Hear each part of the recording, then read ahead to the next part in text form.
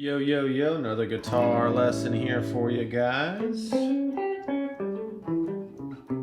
going to talk about a little bit of, we're going to talk about just some of a bluesy kind of trick here for you. So one thing that you want to be aware of if you're playing the blues and if you want to, maybe you're just aware of that blues scale, right?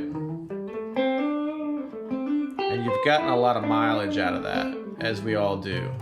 But there's other things we can be aware of. And if you are aware of scale degrees and arpeggios, then you have a lot of new ideas that are at your fingertips. So I encourage you, if you haven't learned scale degrees or arpeggios, definitely take a look at that. We're going to be going over that and how to utilize that.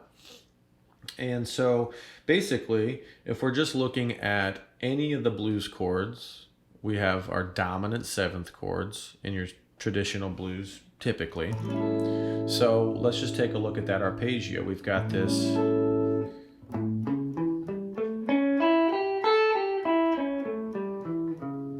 A dominant 7 here. If we're in A blues, you can play that over the 1 chord, and you're going to have a lot of stable notes because those notes are all in the chord. 1, 3, 5, flat 7, 1, 3, 5, flat 7, 1. And say hi to my new puppy dog here, Koki. See how he does in his first video. So typically, a lot of times if we play that,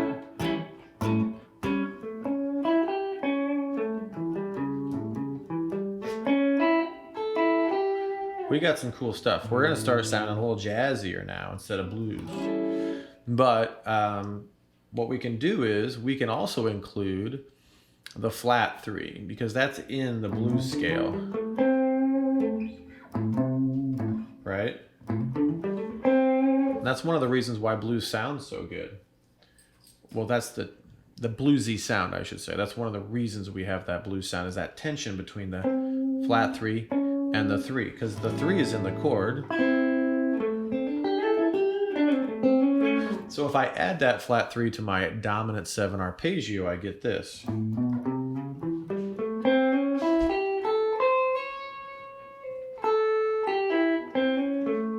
Which is super hip, super cool. And I'm sure you've heard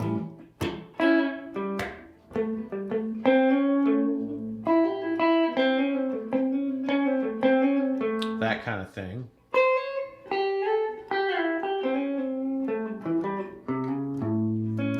So now I've got a whole new kind of playground to play over on these blues. I'm not just playing this blues scale, which is totally cool to play.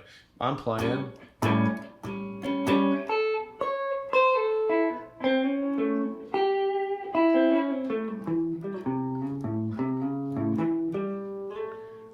this, and now it's a whole different ball game.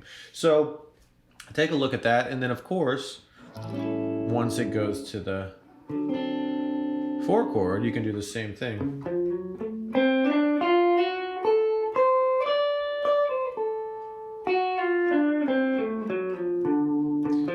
It sounds a little better when you go from the flat 3 to the 3 instead of the other way around, but you know, that's just to my ears.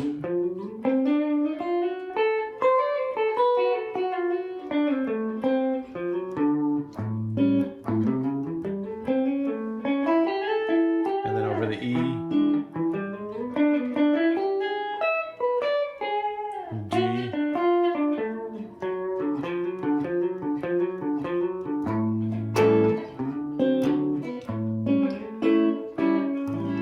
so yeah, a quick little lesson today.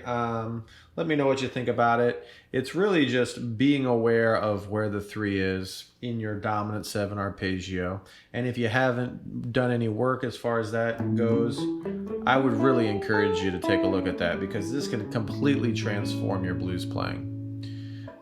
You're going to start playing the changes like the jazz guys do, and some of the more advanced and seasoned musicians are doing. They're playing the changes. In other words, when the chord changes, they're changing what kind of scale they're playing. They're changing the notes. They're not just sticking with that pentatonic blues scale, which, again, if you're still getting a lot of fun and good ideas out of that, there's nothing wrong with that. I still use it all the time.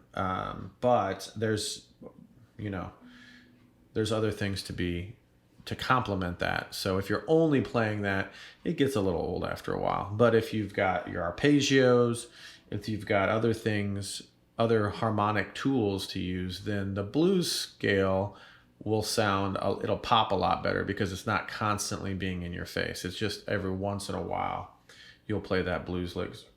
Excuse me, if I did just a little example here for you.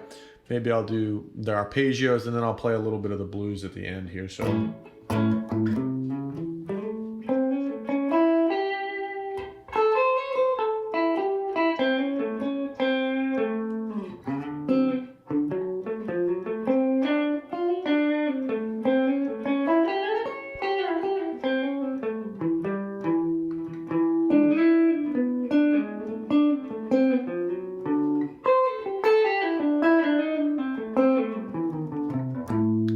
end with the blues line there, that blues scale.